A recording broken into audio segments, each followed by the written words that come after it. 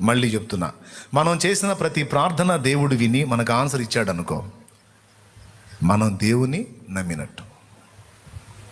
మనం దేవుణ్ణి నమ్మినట్టు. మన నమ్మకం, మన విశ్వాసం కార్యసిద్ధి కలిగించి మనకు అడిగిన వాటన్నిటికీ జవాబులు వచ్చినాయి.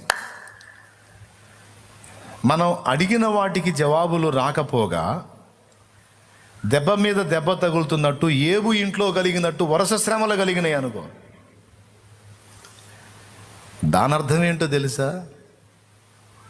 నువ్వు దేవుణ్ణి నమ్మలేదని కాదు, నువ్వు నమ్మావు.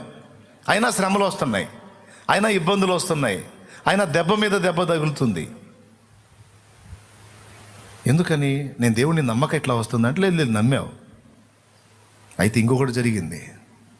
నువ్వు దేవుణ్ణి నమ్మటం సంగతి అటుంచి, ఇన్ని పరిశోధనలు నీకు వస్తున్నాయి అంటే నిన్ను దేవుడు నమ్మాడు.